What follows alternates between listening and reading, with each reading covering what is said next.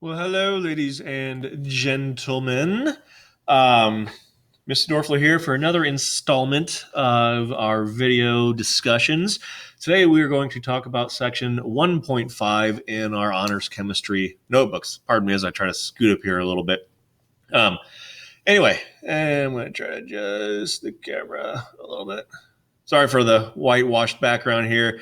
The light's a little bouncy off the reflective board here, so I'm not what's important right here. It's the information that's on their screen that's important. So you can just listen to me as I talk about uncertainty in measurement. All right.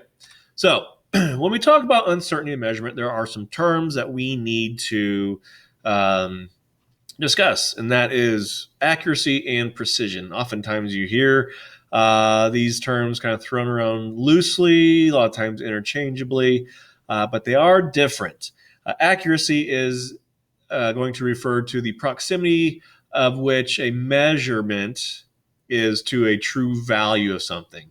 So basically, if we know that 2 plus 2 is 4, when we measure things, we should be able to measure them and have something come up with close to 4. Okay. The closer we are to the known or accepted value, the more accurate our result will be. Precision, on the other hand, refers to the proximity to which several measurements are to each other. Okay. So when we start doing lab experiments, you'll quickly realize why we don't do just a single trial run, or even 2 or 3. I mean, typically we do 3 is kind of our go-to number for time's sake. But if it was a real deal scientific experiment, you're going to be talking about thousands upon thousands of results from the experiment being run. And so to have an experiment say it is precise, it has to have basically the majority of their results all very near each other. Okay, if we have data points that are scattered all around our graph, we can't say that our results are precise. We want to have them to where they are grouped together in close proximity for us to be considered precise. Okay, and we want to really strive for accuracy and precision in our experimentation. So you know what? I'm actually going to turn this light off here. Maybe that'll help a little bit.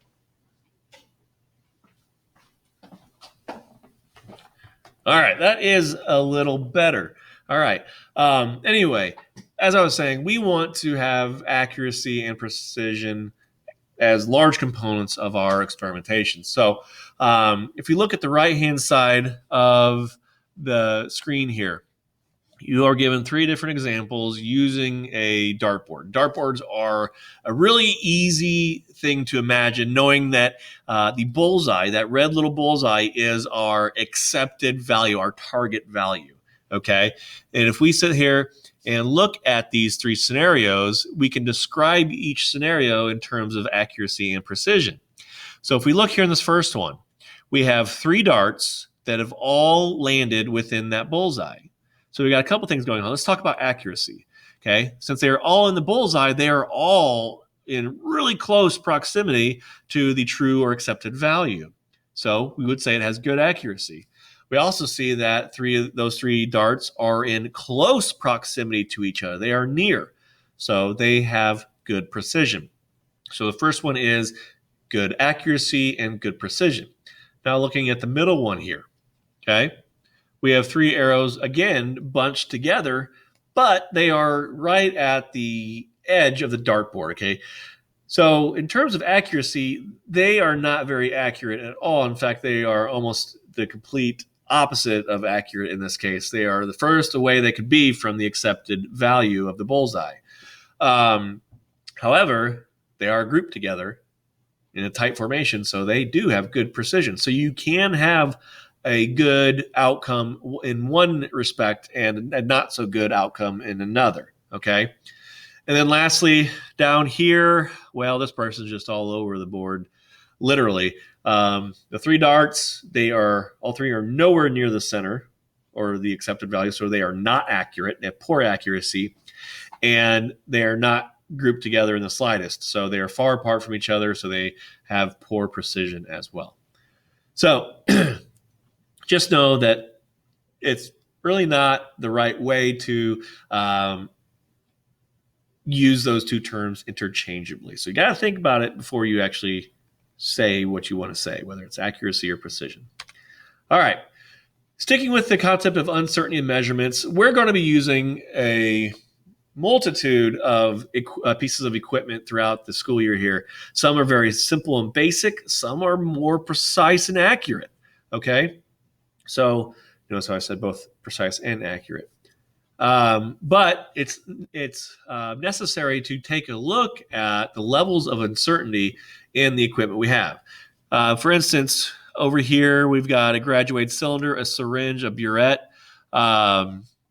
Those will deliver variable volumes of liquid. We have, this is an example of a 100 milliliter graduated cylinder. We have some that go all the way down to 10 milliliters. So, and they are very basic in nature, meaning we have to use our eyes and our best estimate as to what volume of water is present in here. Syringes are a kind of similar fashion. We have to use our best judgment with our eyeballs to get an exact amount of volume. Pipettes are a little more accurate and precise. You can replicate the amount fairly easily.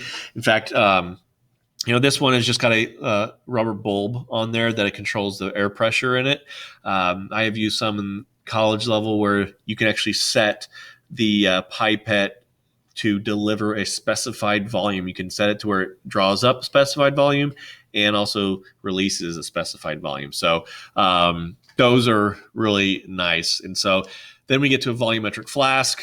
Again, I typically walk around and show you an example of this here, but what we have going on here is a flask, and there are no marks on this flask, with the exception of a single mark right here. So if this is a 250 milliliter volumetric flask, it has a line up on the neck etched into it that'll say 250 milliliters. Any volume below that line or above that line, our guess is just that. It's a guess to the volume. So we only know one specific volume as long as we are up to that line on the neck there. And so when we are using equipment to help measure whatever we're trying to measure, we have to consider the uncertainty that is associated with the pieces of equipment. The very basic ones, like the ruler or graduated cylinder, they have somewhat of a higher level of degree of uncertainty because they are less precise and less accurate because of the nature of them. When we start getting to equipment like laser measurers, laser distance finders, those are highly precise and accurate. And so their level of uncertainty decreases. As our level of uncertainty decreases, our level of certainty or our level of fact, if you will, tend to increase. Fact might not be the best word to describe that, but we feel more confident. There it is, confidence. The higher our confidence is usually related to the lower our uncertainty. And so when we measure in our laboratory setting, our measurements can only be as accurate and precise as our least accurate and precise or our least confident piece of equipment. So, for example, if I were to measure the area of the classroom, on the wall behind me, if I used a regular old 6-inch ruler to measure out, the distance from end to end, and then over on the far wall, the Chuck Norris wall, as I call it, with the Chuck Norris posters, if I want to measure that end, then what if I used as I mentioned, a laser rangefinder, okay? Well, which one do you think is going to be which one's going to be having the least amount of uncertainty and has the greatest confidence? Well, to me, that would be the laser, but that doesn't matter because I measured in one of my measurements that I'm using to calculate my answer. I used one of those 6-inch rulers. I have to report my findings in terms of significance, okay, and estimated values. And so I would have to go by the 6-inch ruler and its level of uncertainty. So that's why when you're developing an experiment, so much more goes into it than just saying, I need this, this, and this. No, you've got to think about your control environment. You have to think about the equipment you want to use in all aspects of the experiment itself. And so when we are taking these measurements and calculating these measurements, we have to look at what's called significant figures. Now, you may have recalled this from Intro or Chem 1. I'm going to be really honest. These are the bane of my existence and have been for a long time. Students often gripe about that, but I'm going to make it so that it is not so stressful on you, okay?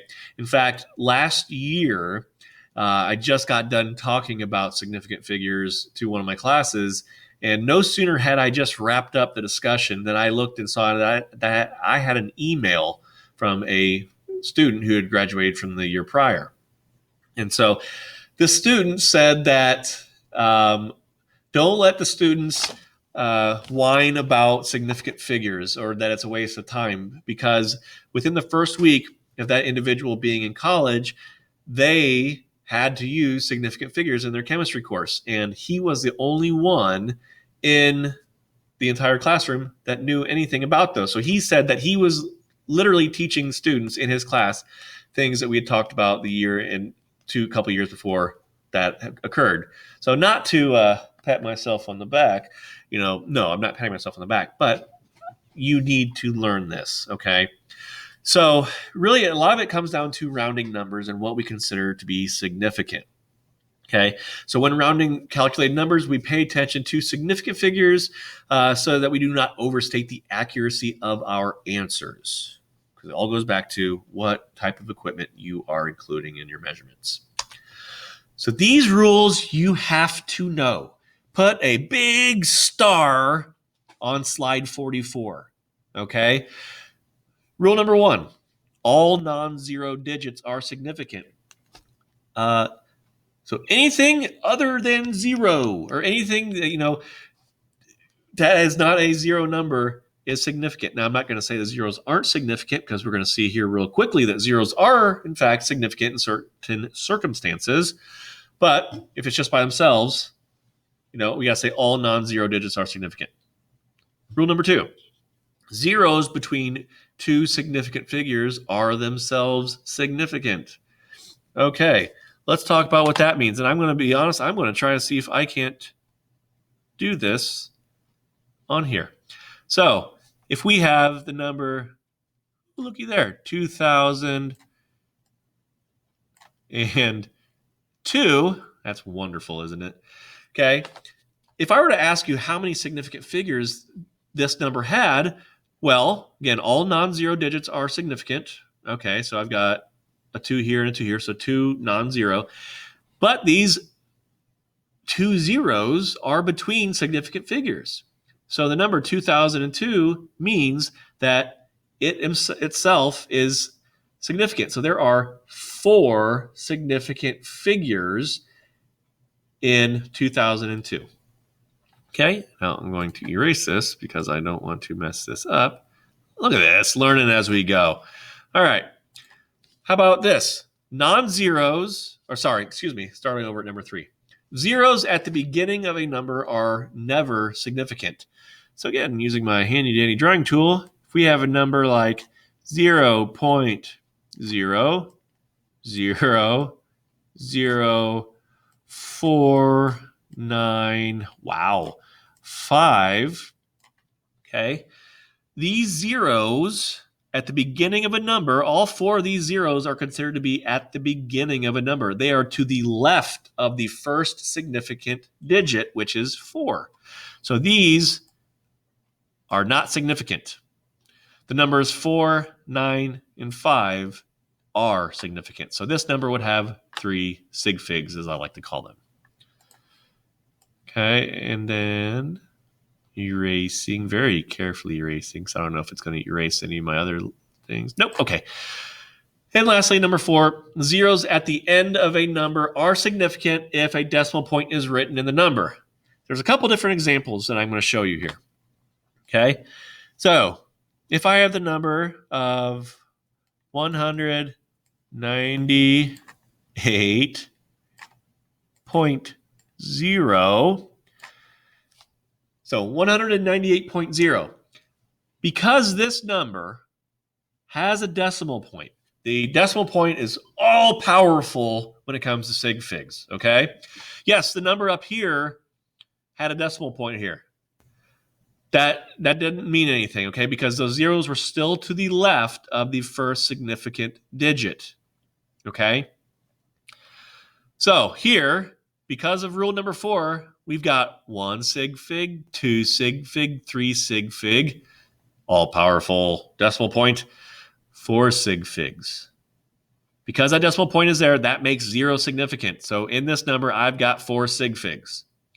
Let's look at another number, 0.00740. Wow. I'm going to surprise myself every time I write these. So again, these first 3 numbers, yes, it has a decimal point there, but it's to the left. They're still to the left of that first significant figure of 7. So they do not count. So let's count now. We got 1 sig fig here, 2 sig fig here, 3 sig fig here, and 4 sig fig. Okay, yes. This 0 is significant because it is between 2 significant numbers, 7 and 4. This number is significant is because it is to the right of significant figures with the presence of a decimal point. So this has 4 sig figs, okay? So it's going to take a little bit of practice for us to identify the number of sig figs, and that's what we're going to do today. But where the rules come in that are a little sketchy, that I don't really like, are when it comes to, talking about mathematical situations: addition, subtraction, multiplication, and division. Okay. The rules state that when addition or subtraction is performed, you are to have answers rounded to the least significant decimal place. Basically, that means of all the numbers that you write down and add or subtract together, whatever has the smallest number of decimal places, that is how you should round your answer to. So for instance, going to this, if I were to have the numbers 13.2 and 1.23 and add these up, okay, so that's 4 and that's 4. So I get 1443. This number has 2 decimal places. That number has 1 decimal place. So with this being the smallest number of decimal places, I need to round my answer to have that exact same decimal places. So basically, that eliminates the 3 here. And I have an answer of 14.4 with 1 decimal place. Okay? I don't like these mathematical rules, and I'll explain to you why. We're going to get back into this. And that is because, not yet. I actually do like the rules for multiplication and division, and they're actually really simple. When multiplication or division is performed, answers are rounded to the number of sig figs that corresponds to the least number of significant figures in any of the numbers used in a calculation. It's long-winded, but what they're trying to say is if I have a number of, let's say 1.9 multiplied by 1.00. Yes, I'm keeping it very simple because my calculator is put away. Again, this number here has 2 sig figs.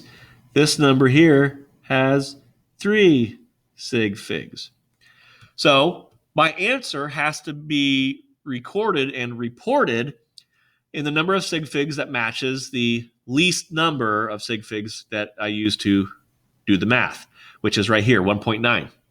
So 1.9 multiplied by 1.00, my answer is going to be 1.9. Again, reporting my number, my answer, in terms of the lowest number of sig figs from my calculation. Now, here's where I really dislike this type of situation. I'm going to try to move this here. Okay. Actually, I'm going to erase it. Because you're going to come into a situation to where you have a math problem that is, let's say, 1.27 multiplied by 14.2 plus 3.7 times 6.8. And we're supposed to figure that out, okay? And, how about I add in a little more? And that's going to be divided by the product of 2.1 plus 2 times, you can't see that, 8. I'm just making up a number as I go. Okay, so we have addition, division, and multiplication all in this number. Of all the years I've taught this, I cannot find the rules that regulate that. Okay, who do we go off of the number of significant figures from the multiplication problem, or do we go off of the number of the number of decimal points from addition and subtraction? I don't know. I cannot, and I have not been able to find that out. So if anybody knows out there, let me know.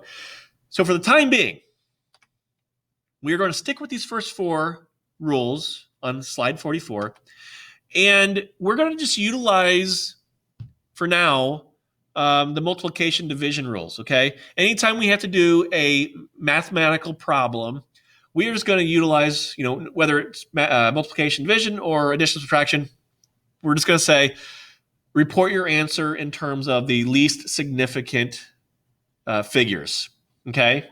So review the problem that you set up and go off of that. It's about the easiest that I can think of right now to save everybody headaches, save me some headaches, and for now, we'll go with that. So let's look at a couple of questions here. Again, we're looking at some problems. How many sig figs are in each of the following numbers? Okay, 4.003 right here. In A, that's got 4 numbers. 6.023 times 10 to the 23rd. That's Avogadro's number, or the mole. Okay. When it comes to numbers in exponential form, we do not worry about counting the exponential numbers. We only worry about counting these measured numbers. So B only has 4 significant figures as well. And lastly, we have C, 5,000. This one only has 1 significant figure. That's the number 5, because there are no decimal points. So therefore, it renders these zeros not significant. Okay?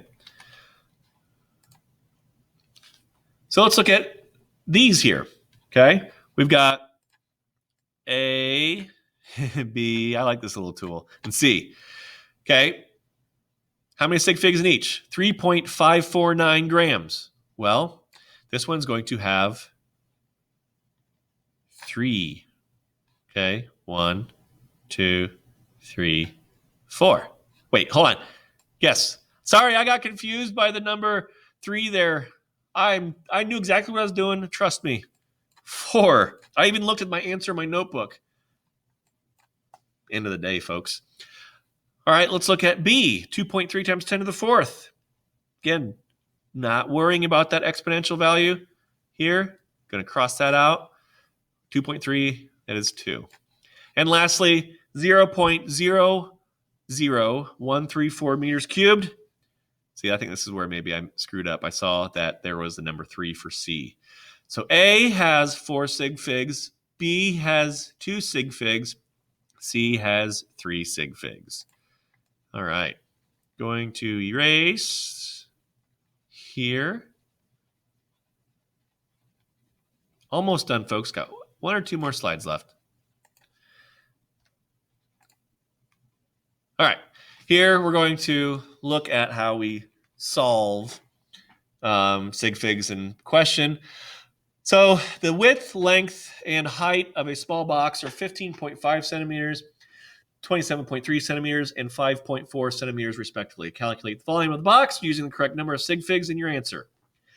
So we've got 15.5. Well, first of all, how we calculate volume is length times width times height, as you see here. So 15.5 centimeters multiplied by 27.3 centimeters multiplied by 5.4 centimeters. One thing you want to take note is you are multiplying units, and they're all centimeters, which is good. When you're doing volume, you want to make sure they're all in the same unit. But when you do that, you're essentially multiplying by each other. And so you're multiplying 3 centimeters measurements by each other, so you get centimeters cubed.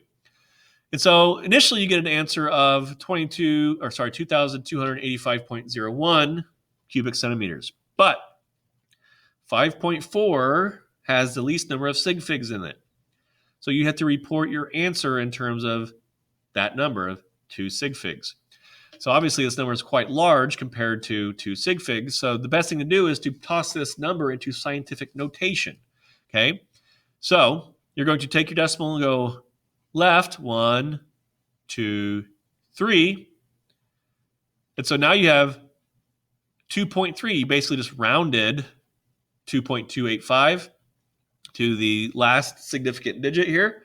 So you get 2.3 times 10 to the third. Again, that 10 to the third, that 3 came from the number of spaces I moved the decimal to the left. And so this would be how you answered this question. Okay, 2.3 times 10 to the third cubic centimeters. Again, don't forget your labels. Otherwise, we don't know what you're talking about. Lastly, our sample problem here, or practice, I should say, it takes 10.5 seconds for a sprinter to run 100.00 meters. Calculate her average speed in meters per second and express the result in the correct number of sig figs. So, going to go ahead and get the camera moved so we can see. Okay, scoot it over here. Okay, so get average speed is solved by taking distance and divided by the time. So our distance was 100.00 meters. Our time was 10.5 seconds, I believe. Let me double check that to make sure. Yes. Okay.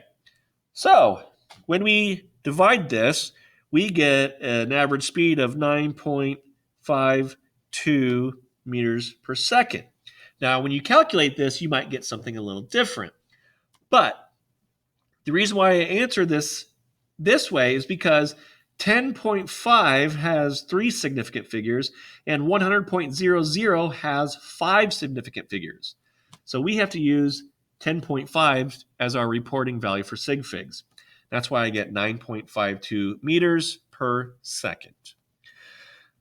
Okay, and I believe that wraps up our discussion for 1.5 here.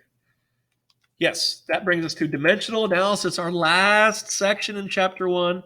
This is where it really starts kicking in gear. And what do you note is I see right here a flowchart. But we'll talk about that next week. Make sure you watch this before our section 6 discussion late next week. I should say late this week because you were going to getting it this week. But anyway, have a good day, everybody. I'm going to go ahead and stop the recording. I'll see everybody later.